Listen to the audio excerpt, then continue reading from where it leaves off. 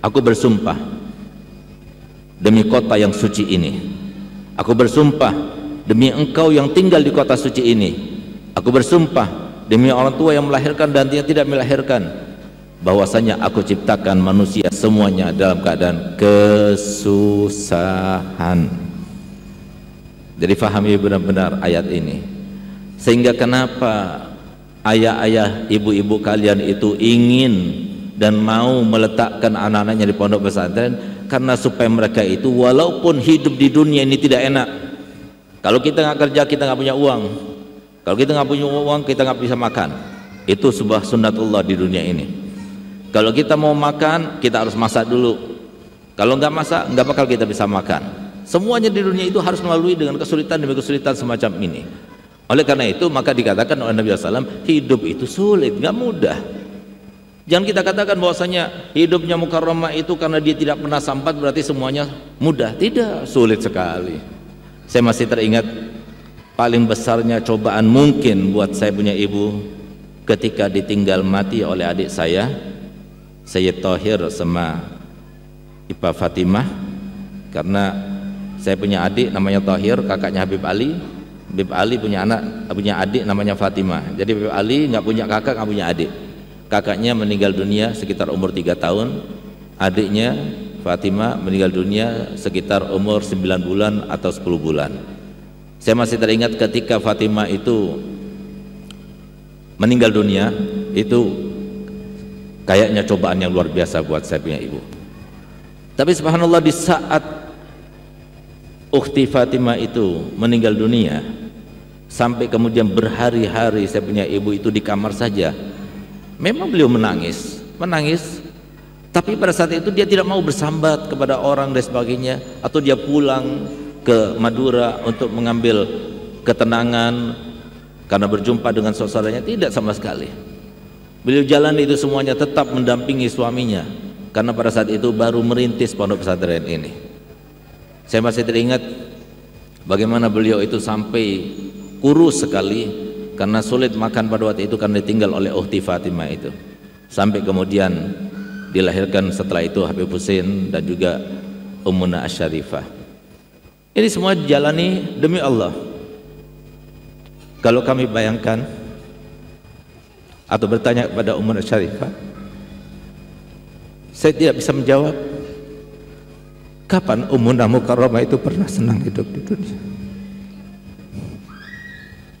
Kapan Habib Hasan senang hidup di dunia? Semuanya hidupnya untuk Allah dan Rasulnya. Sehingga saya punya ibu, saya bersaksi, beliau adalah seseorang yang menjalani kehidupan dengan segala ketentuan Allah. Yang baik dia syukuri, yang tidak baik dia sabari. Sungguh kita kehilangan dua sosok yang luar biasa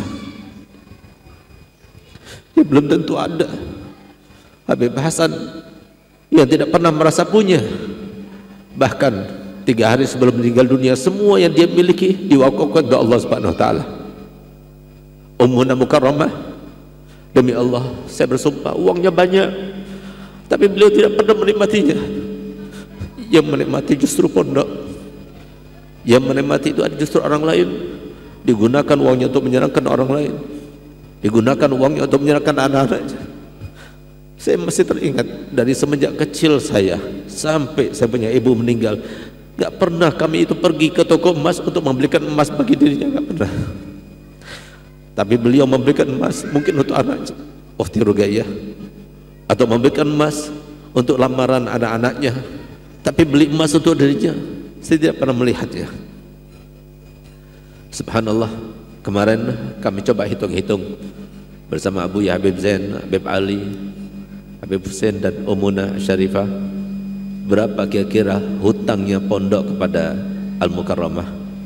Setelah kami hitung, ternyata dari zamannya saya punya abah sampai ketika meninggal kemarin sekitar 50 miliar utangnya pondok untuk Ummuna Mukarramah. Nggak pernah sekalipun diingat-ingat, nggak pernah sekalipun diminta, nggak pernah sekalipun kemudian memberatkan dan ditanya pada Abu Ya Habib Zain, untuk supaya dibayarkan, tidak pernah. Inilah contoh orang yang hidup di dunia tapi bukan untuk dunia, orang yang hidup di dunia untuk akhirat. Sebagaimana sabda Nabi sallallahu al-qayyisu man dana nafsahu wa amila lima ba'dal maut.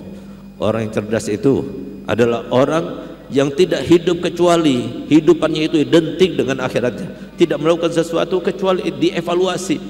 Kalau seumpama saya meninggal sekarang, sudah cukup untuk menyampaikan saya kepada cintanya Allah dan Rasulnya? Apakah sudah cukup untuk menjadikan saya berjumpa dengan Sayyidah Khadijah, dengan Sayyidah Fatimah?